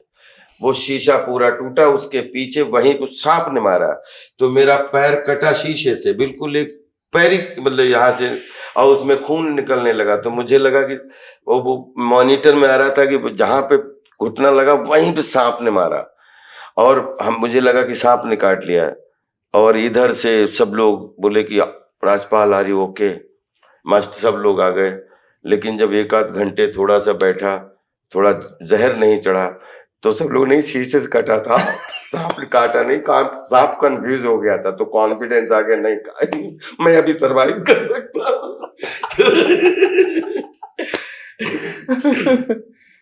अच्छा, अब जैसे टेक्निकल चीज है कि वो स्नेक पार्क पूना के लोग थे, और उस हम लोग इतना उनका ख्याल रख रहे थे कि कोई विष भी नहीं निकला था, वो इतना सावधानी से। तो अभी जैसे ये शीशा लगा है जी, मैं इधर लेटा हूँ, सांप इधर है, इधर 2 शीशा पकड़े खड़े हुए। तो मुझे ना, अगर शीशा यहाँ है तो एक एस्थेटिक डिस्टेंस है जी, कि शीशा है, उसके पीछे सांप, लेकिन शीशा इधर लगा है, और मैं अगर लेटा हूँ, सांप ऊपर जा रहा है, तो शीशा मुझे दिख नहीं रहा है, तो उसकी पूरी गर्दन पचकती और फूलती हुई, तो हट जाऊं बार बार। लेकिन फिर मास्टर जी बोले कि नहीं राजपाल, कुछ नहीं होगा, हम सब हैं इधर। अब ये घुटना, ये पैर, इससे पट्टी बट्टी बंध गई, ये पूरा एक छिली गया पूरा, बिल्कुल शीशे ने काट ही दिया था। तो बार बार जब करने की हिम्मत करूं, लेकिन वो ना आ पाए। तो अगर जंगल की आप कटिंग ले लो हमारे किलिंग सीन की, तो हमारा मेकअप नहीं है, लेकिन पूरी बॉडी रेड पड़ गई ईंट की तरह। तो एक्चुअली वो शॉट तो दे दिया, लेकिन उसके बाद आज तक उस सांप का हो, फिल्म में पहले पूछ लेता हूं कि भाई कोई जानवर के साथ तो शूटिंग नहीं करनी, क्योंकि फोबिया इस तरीके का, क्योंकि वो सरल नहीं था वो शॉट देना।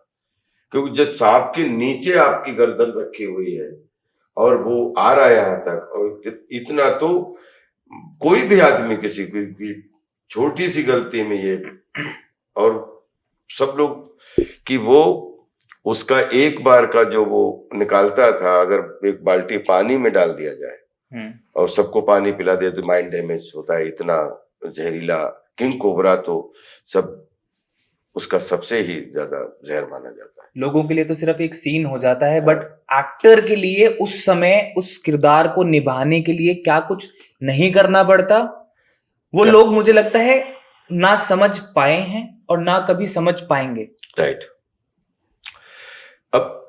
अब जैसे मालामाल वीकली में एक साइकिल का शॉट है जी। अब साइकिल में आप साइकिल को लेके पेड़ पे जाते हैं और हाँ, पेड़ पे लेके आते हाँ, हैं।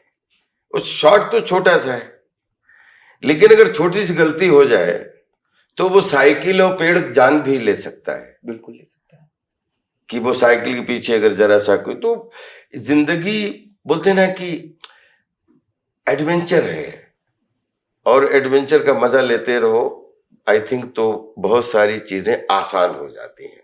नहीं तो सोचो तो प्रॉब्लम ही प्रॉब्लम है। सर, अभी हम सोशल मीडिया की बात कर रहे थे। आज का समय सोशल मीडिया का समय है जी। बट अगर हम बात करें कॉमेडी फेज की, बैक इन 2000s, वो एक एवरग्रीन फेज था। नहीं, वो ब्रदर ध्रुव, आपने हमारे अपने प्रश्न का उत्तर स्वयं दे दिया। कोई भी मीडियम कॉमेडी नहीं खा सकता, कोई भी दुनिया का मीडियम। ये हजारों साल से पैदा हुई हुई है कॉमेडी। उसके रूप अलग अलग हो जाएंगे, श्रृंगार, हास्य, करुण, रौद्र, वीर, भयानक, बीभत्स, अद्भुत, शांत, नवा, जो आपके रस हैं नौ, और 10वां वात्सल्य। ये आपके बॉडी के, वही आपके हार्मोन्स हैं, राइट ना, जिसमें ये जब तक ये रस है ना, तो ये देशकाल बात है। जैसे अभी डिजिटल वर्ल्ड आ गया तो लगता है कि ये कॉमेडी का ऑरा हो गया। कला का अपना एक ऑरा है, उसके अलग अलग ब्रांचेस बदलती रहती हैं। कॉमेडी कोई नहीं खा सकता। कॉमेडी 1000 साल पहले वैसी थी, फिर वैसी थी, फिर गलियों में थी, फिर उसमें थी, नुक्कड़ों पे थी, इन पे थी। आज भी मोर अगर खुश हो जाए तो जंगल में अकेले पंख फैला कैसा, और फिर उसके बाद फिल्मों में बदल गई, 70 में बदल गई, आगे अभी फिर आपके इसमें ओटीटी में बदल गई, इसमें आ गई, सोशल मीडिया में आ गई, वन लाइनर में आ गई, फिर ये कुछ दूसरा शेप ले लेगी। लेकिन कॉमेडी अपने रंग बदलती है, तो अभी सोशल मीडिया का डिजिटल वर्ल्ड चल रहा है, ये मान सकते हैं कॉमेडी का। क्या आपने कभी परेश रावल जी, जॉनी लीवर, कादर खान साहब जो थे, उनको कभी इनमें से किसी को कभी आपने मेंटर माना है अपना? नहीं, जीवन में नहीं। किसी को आपने कभी कोई मेंटर माना है अपना? मेंटर तो सिर्फ पंडित देव प्रभाकर जी, शास्त्री जी, दद्दा जी को माना है, क्योंकि वो कला और जगत और अध्यात्म, जीवन दर्शन तीनों में जो है वो हमें इंस्पिरेशन देते थे। लेकिन मैं इंस्पायर्ड जब मैंने 92 में मैंने इनको हमेशा बहुत अच्छा, मैं इनका फैन रहा हूँ। बच्चन साहब का, जितने नाम आपने, कादर साहब का, परेश भाई का, ये सब अभिनेता हैं, चोटी के अभिनेता हैं। मैं जब पढ़ता था तब इनकी फिल्में आती थी, तो मैंने चार्ली चैपलिन साहब की फिल्में, उनको भी मेंटर नहीं माना, उनसे इंस्पिरेशन लिया कि सारी चीजों को, कॉमर्शियल चीजों को चुनौती दे के जो आदमी एक स्टिक, एक टोपी, एक शर्ट, एक पैंट, एक जूते से दुनिया के हर मनोरंजन को एक पर्दे पे क्रिएट कर दे, उसको सैल्यूट किया। लेकिन मेंटर उनको भी नहीं माना, क्योंकि मेंटर तो एक ही होता है, माता पिता होते हैं, फिर गुरु होते हैं, और गुरु के माध्यम से जो हमें दिखता नहीं है, जिसने आंखें बनाई, वो मैं उसको माना है। एक लाइन इस्तेमाल, बड़ी अच्छी लाइन की, हमसे एक प्रश्न और पूछा कि ये लोग, इनसे आपने क्या, तो मैंने कहा कि मैं कलाकार हूं, बचपन से मैं कला जीता हूं, एंटरटेनमेंट का पुजारी हूं, और एंटरटेनमेंट रूपी जो क्राफ्ट का साइंटिस्ट है, उसका विद्यार्थी हूं। तो उस मेरी जर्नी में, जिसको आप करियर बोल लें या जिसको कुछ भी बोल लें, तो मेरी जर्नी में ये सब मेरे राहगीर हैं। मेरे कोई अग्रज के रूप में है, कोई सीनियर के रूप में है, कोई जूनियर के रूप में है, लेकिन राह सबकी अपनी अपनी है। ये मेरे राहगीर हैं। अभी ध्रुव बैठे हैं तो मेरे राहगीर हैं कि आज मैं पॉडकास्ट में आपके साथ हूं, तो इस राह में मुझे यहां आना था, आप मिले। लेकिन अगर हम बोलें, जब यहां से पॉडकास्ट खत्म हो तो ध्रुव की भी राह है, इनकी जितने आपने बड़े बड़े क्लासिक एक्टर्स का नाम लिया, सबकी अपनी अपनी राह है। लेकिन एक दूसरे के लिए को एक्टर के रूप में, क्रिएटर के रूप में, एक दूसरे के रिएक्शन एक्शन के रूप में सब एक दूसरे के राहगीर है। सर एक लाइन यूज करते हैं, बहुत जगहों पे इसका इस्तेमाल किया जाता है कि आपने भी चार्ली चैपलिन का नाम भी लिया, someone's pain is someone's laughter. क्या कॉमेडी इसी चीज पे निर्धारित है? नहीं, बिल्कुल नहीं। कॉमेडी किसी पेन से तो आती नहीं है। कॉमेडी को लाने के लिए किसी पेन की जरूरत नहीं है। कॉमेडी बसती है, कॉमेडी रहती है। आपके शरीर में, मेरे शरीर में सिचुएशन आती है, वो संचारी भाव आते हैं, वो कभी मुस्कुराहट दे के चले जाते हैं, कभी ठहाका लगवा के चले जाते हैं। कॉमेडी का जीवन से लेना देना है, लेकिन जीवन के ना पेन से लेना देना है, ना गेन से लेना देना है। आप ही के किरदार की बात करते हैं, मैं थोड़ा सा इलाबोरेट करना चाहूंगा। छोटे पंडित का किरदार ले लेते हैं जी। वो कहीं ना कहीं एक पीड़ा में है, वो कहीं ना कहीं एक परेशानी में है जी। वो उस कैथारसिस में है, एक्चुअली हाँ। उसको बोले कैथारसिस में है, बट लोग उसको देख के हंस रहे हैं। अब लेकिन अच्छा वो तो नहीं हंस रहा है कि भाई वो तो गया था अंदर से वो महल में कि कुछ नहीं होता, भूतनी और ये और वो निकाल के बाहर करो, और अचानक भूतनी सामने खड़ी हो गई, रियल में या खड़ी हो गई तो चीख निकल गई। तब से अभी तक चीख वापस नहीं आई है। तो उसमें जो वो कर रहा है वो उसका शरीर नहीं कर रहा है, वो उसका डर करवा रहा है उससे या उसको शॉक जो लगा हुआ है वो अपने में है ही नहीं। बट वहीं आते ना, someone's pain is someone's laughter. इसको दूसरी आप पेन नहीं, इसको सिचुएशन माने। उसको पेन तो नहीं लग रहा ना पंडित को, right.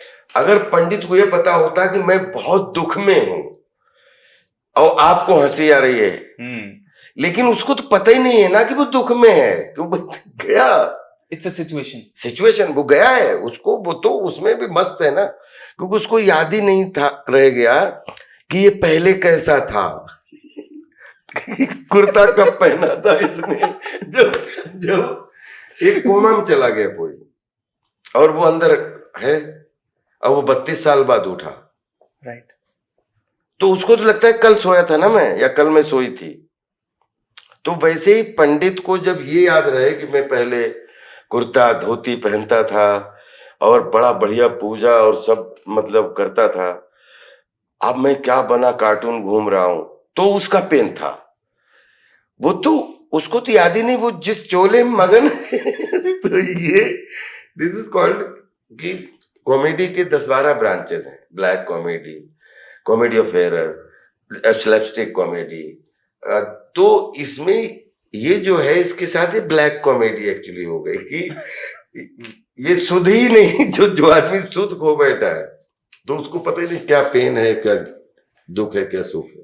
So you are a family man, आपके बच्चे हैं, और कहीं ना कहीं बच्चे होने के बाद इंडस्ट्री में देखा गया है कि काफी सारे जो आर्टिस्ट हैं उनकी एनर्जी और डेडिकेशन ना काफी कम हो जाती है, बट आपकी एनर्जी और डेडिकेशन बरकरार है। क्या आपके बच्चे कभी ऐसा फीडबैक देते हैं आपके परफॉर्मेंस में जिससे आप फील करते हो कि हाँ this feedback should be incorporated? बच्चे मुझे एनर्जी देते हैं, मेरी बच्चों की वजह से एनर्जी बरकरार है। बच्चे मेरे सबसे बड़े टीचर हैं, मेरी वाइफ, क्योंकि ये मुझे दुनिया से तो सहानुभूति की भी आशा रहती है, इन लोगों से तो बिल्कुल सहानुभूति की आशा नहीं है।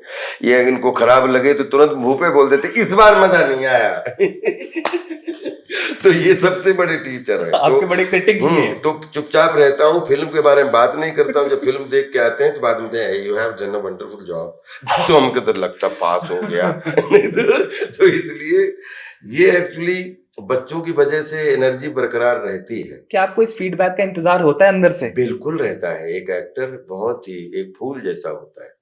वो एक कोई भी शायर, कोई भी आदमी, हम लोग जितने भी, हम सब एक फील्ड से ध्रुव, जिसमें माध्यम हो जी, चाहे वो चित्रकार, पत्रकार, कहानीकार, कथाकार, व्यथाकार, जितने भी अब अपने पॉडकास्ट लेके जितने भी सब आते हैं, जो हम सब एक ही पेड़ के हैं, सिर्फ देखने का नजरिया है।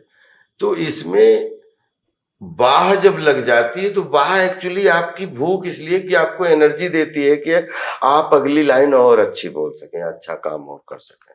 बिल्कुल। इसको एक्टर कभी भी कि हमें तो बाबा ही मिलती रहेगी, अरे मैं तो अब काम करता ही हूं अच्छा, नहीं नहीं, ये बहुत संवेदनशील है। उस दिन बॉल आप चौका मारोगे और बॉल किसी के हाथ में आएगी। सर राजपाल यादव कौन सा फूल है?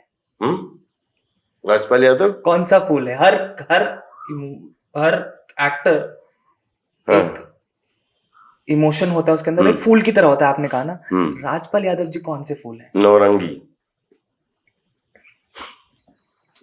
जिसमें 9 कलर। सर बहुत सारे आर्टिस्ट, एक्टर्स के बच्चे एक्टर बनना चाहते हैं, क्या आपके बच्चे भी एक्टिंग की इंडस्ट्री में आना चाहते हैं? पता नहीं मुझे, जो एक्टर हर बच्चा बच्ची जो है उसको सब कुछ अधिकार है सब कुछ करने का। बच्चा किस फील्ड में जाना चाहता है या आप उसको किस फील्ड में ले जाना चाहते हैं, ये दोनों में कम्युनिकेशन होना चाहिए। तो मुझे लगता है कि बच्चे जो करेंगे उनका स्वागत करूंगा, लेकिन कोई किसी को किसी फील्ड में ला नहीं सकता। सही बात है, बिल्कुल सही कह रहे हैं। जिसको जिसको जाना है इस फील्ड में उसको कोई रोक भी नहीं सकता, और जिसको नहीं जाना है तो उस पर ये कोई थोप भी नहीं सकता। 100% ये 0 और 100 मार्क्स की लड़ाई है। अगर इसको लड़ने की ताकत है तो आपका स्वागत है, चाहे आप बच्चा हो चाहे आप दोस्त हो। और आपको लड़ने की ताकत नहीं है तो मत आओ, जल जाओगे, नहीं सह पाओगे। और बोलते हैं कि हमारे शोले में डायलॉग है कि जो डर गया वो समझो मर गया। तो ये ऐसी फील्ड है जो सह गया वो जी गया, और जो जी गया फिर वो तर भी गया। तो लेकिन जलना बहुत है इसमें। मैं इस एग्जाम्पल से, इस बात से ना काफी रिलेट कर सकता हूँ, क्योंकि एज अ पर्सन मैंने अपना करियर एज अ डाइटिशियन शुरू किया था जी। और आपकी बात बिल्कुल सही है कि हो सकता है कि इंसान किसी तरफ जा रहा है और जाते जाते ऑल ऑफ अ सडन उसको लगे कि नहीं यार मैं इस चीज के लिए नहीं बना, मैं तो ये करना चाहता हूँ। करेक्ट। तो इट्स एब्सोल्युटली ट्रू। और हम इंस्टाग्राम पे और सोशल मीडिया पे भी देखते हैं आप बहुत डीप बातें करते हैं जी। Is that the real Rajpal Yadav? This is the Rajpal Yadav, that is my पेशा। इतनी गहराई, इतनी थॉटफुल बचपन बातें। से जितना बड़ा मस्खरा आसानी से मस्खरीगिरी करता हूं, लेकिन अपने अंदर एक बहुत प्यारा मशविरा, गंभीर मशविरा रूपी दोस्त रखता हूं, जो विवेक बोलते हैं। अब जैसे हमारी फील्ड में हाँ ये जल जाओगे ये है, लेकिन जल के अगर आप दिख गए और आप निर्मित हो गए तो याद भी रखना कि जहां खड़े हो जाओगे, ये ऐसी फील्ड है, या तो आपको ताली मिलेगी या आपको गाली मिलेगी। तो ताली मिले या गाली मिले ये तो सिचुएशन तय करेगी, लेकिन अगर आप जहां खड़े हो जाओगे वहां पे थाली ये आपके लिए नहीं 5000 और लोगों के लिए सजी मिलेगी। ताली में भी थाली सजी हुई होती है और गाली में भी थाली सजी हुई होती है। उसी को तो बोलते हैं ना कि अब अभिनय यात्रा, या बोलते हैं कि हम फिल्म इंडस्ट्री से हैं, चलचित्र से हैं, हम चलचित्र को बिलोंग करते हैं, जहां पे कोई कल्पना से के द्वारा एक चित्र निर्मित करता है, शब्दों में संजोता है, उसको कागज पर लिखता है, उसको याद करके जब आत्मसात करता है तो उस दृश्य को चलचित्र में बदल देता है। ये लाइफ एक्सपीरियंसेस ही हैं जो इंसान की जो वाणी है उसमें जो भी निकलता है ना, जो इंसान के मुंह से, मुझे ऐसा लगता है कि वो उसके लाइफ एक्सपीरियंसेस होते हैं। और एक्सपीरियंसेस बचपन से ही, बहुत छोटी उम्र से ही इंसान बहुत सारी चीजों को एक्सपीरियंस करना शुरू कर देता है, बट जब एक टाइम आता है तो वो उसको एक्सप्रेस करना चाहता है। हाँ, एक सिर्फ एक्सप्रेस करने में भी बहुत ज्यादा मैं इसको नहीं मानता हूं कि दोनों चीजें होनी चाहिए, इम्प्लीमेंटेशन भी होना चाहिए। कि सिर्फ एक्सप्रेशन रखते हो या आप देते हो, लेकिन इम्प्लीमेंटेशन भी होना चाहिए, बहुत जरूरी है। फिर उसके बाद, क्योंकि बोलते ना प्लस और माइनस, कि जब तभी वो लाइट जलती है। तो आप अपने यात्रा में हैं तो अपनी लाइट का उजाला अगर आपको करना है तो आप दोनों में आग लगाइए, माइनस वाले में भी और प्लस वाले में भी। तो उसको ही इम्प्लीमेंटेशन बोलते हैं, नहीं तो खाली एक्सप्रेशन से भी काम नहीं चलता है। सर आज की जनरेशन के लिए जो बॉलीवुड में एक्टिंग करने के लिए यंग बच्चे आना चाहते हैं या अपना करियर इस फील्ड में बनाना चाहते हैं, उनके लिए क्या एडवाइस कोई देना चाहोगे तरकीब आप? मत लगाओ, कोई शॉर्टकट मत ढूंढो, जैसे जी लगाओ, जी लगाओ, बस बीज बन जाओ। वृक्ष खुद डिजाइन मत करो, बीज बन जाओ। कचरे में भी होगे तो गर्मी पड़ेगी, सड़ोगे, फिर उसके बारिश आएगी तो उसके बाद गुठली निकलेगी और उसी में से जमीन में से फाड़ के आप बाहर फूट जाओगे और आप अंकुरित हो जाओगे। धीरे धीरे लोग बोलेंगे तो कचरे में है, जो तो कचरे में है, और लोगों को पता ही नहीं लगेगा कब आप दरख्त में बदल जाओगे। तो इसलिए जब तरकीब खोजने लगते हो, शॉर्टकट मानने लगते हो, आप ये करूंगा तो वो वाला काम हो जाएगा, वहीं पे फिर तरकीब देखो, तरकीब तो बनती है फिर बिगड़ती भी है। लेकिन मुझे लगता है जो बीज है ना, वो बने चाहे बिगड़े, उसको दरख्त बनने से कोई नहीं रोक सकता है। ठीक है, वो कहाँ कभी कभी टेढ़ा पड़ जाएगा, थोड़ा सा सीधा सीधा नहीं हो पाएगा, कभी कभी पैर किसी पड़ जाएगा, ऐसी हो सकता है, लेकिन बीज मिटता नहीं, बीज उगता जरूर है।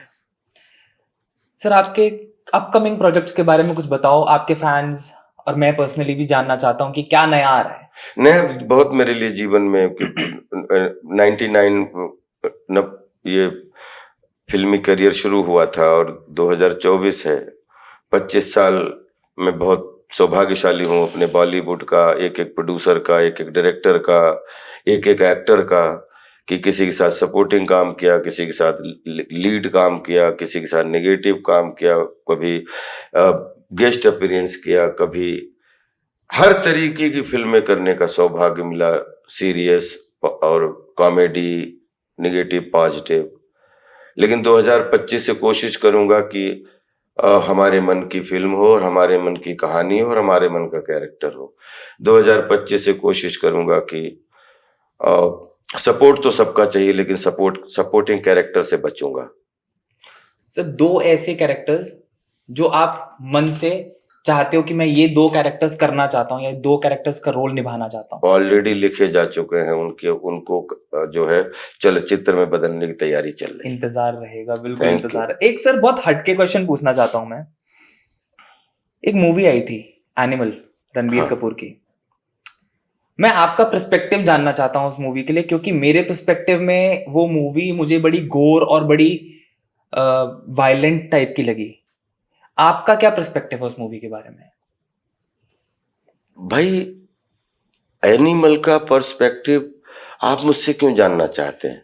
ना तो मैं उसका डायरेक्टर हूं, ना तो मैं उसका एक्टर हूं, ना तो मैं कोई क्रिटिक हूं। मुझे सबने पसंद की है, सबने अच्छी लगी है, सबने तालियां, सब तालियों मेरी भी उस फिल्म के साथ ताली, क्योंकि फिल्म एक बनती है 200-500 लोगों के घर चलते हैं और इतनी मेहनत से बनाई जाती है, इतना एक्शन से, और सबने पसंद की है, सबने फिल्म, तो सबके अपने अपने मत हैं और मैं हर मत के साथ हूँ और मैं एनिमल के साथ हूँ। नहीं, ये सवाल मैंने सिर्फ इसलिए पूछा क्योंकि बहुत सारे लोग बोलते हैं कि it is a movie which is technically not a family kind of a movie. आप फैमिली के साथ बैठ के नहीं देख सकते, क्योंकि आपकी जितनी भी मूवीज हैं, हर इंसान ये बोलता है कि इट्स अ फैमिली मूवी, इसको आप पूरे परिवार, छोटा बड़ा बूढ़ा, हर इंसान के साथ देख सकते हो। बट कहीं ना कहीं एनिमल मूवी के लिए लोगों ने ऐसा कहा कि यार it's not a family movie, ये आप थोड़ा अकेले में देखो तो ज्यादा बेटर है। हाँ तो अकेले में देख लो।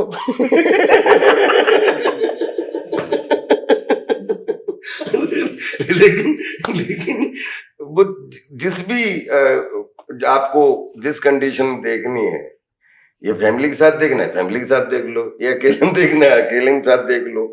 दो चर्चा तो दोनों की है, फैमिली फिल्म की भी चर्चा है और जो फैमिली फिल्म नहीं आप बोल रहे हो उसकी भी चर्चा है। तो मैं हर चर्चा के पीछे जो खर्चा है उसका रिस्पेक्ट करता हूँ और हर मत का मैं रिस्पेक्ट करता हूँ। मेरे पास सोचने का टाइम ही नहीं है।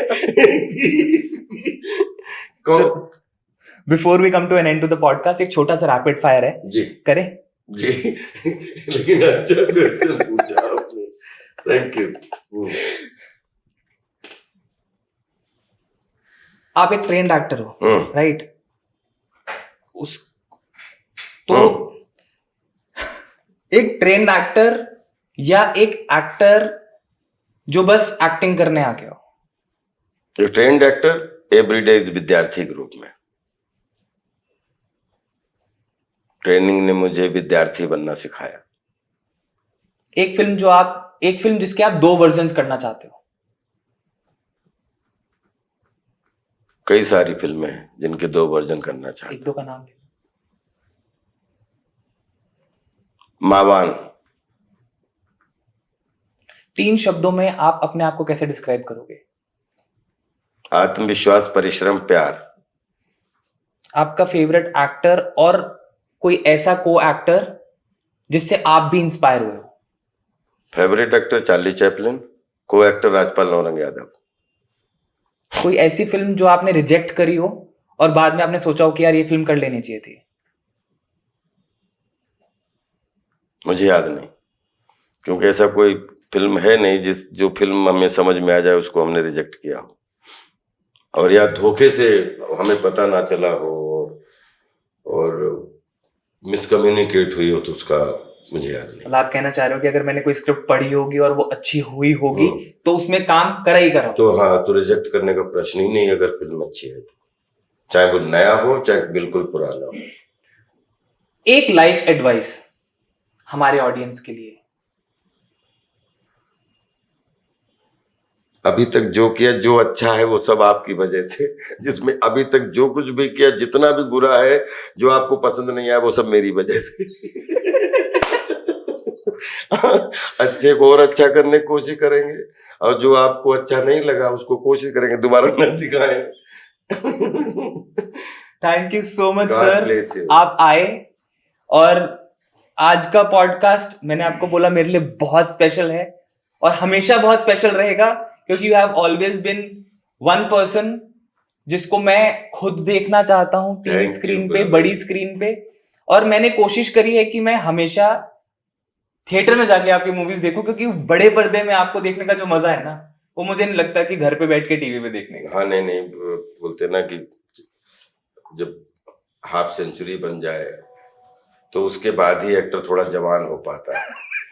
तो मेरी भी इच्छा है कि 10-20 कुछ ऐसी परफॉर्मेंस जो पूरे देश दुनिया को हॉल के माध्यम से 2 घंटा बिठा सकूं, और निकले तो उनका बोलते ना कि आज मन गदगद हो गया, वो फीलिंग आ जाए, तो मेरा सौभाग्य होगा। मैं लगातार कोशिश कर रहा हूँ। Thank you so much sir. Thank you, love you all. और मिसफिट, सच में मिसफिट ह्यूमंस, ये बहुत अच्छी बड़ी फिटनेस वाली चर्चा है ह्यूमंस के लिए। तो मिसफिट की टीम के साथ बहुत मजा आया, आपके साथ ध्रुव बहुत अच्छा लगा। Love you all, respect you all, God bless you all. कुछ अलग लगा सर आज का पॉडकास्ट? बिल्कुल अच्छा लगा, और इसलिए मैंने खुल के चर्चा की।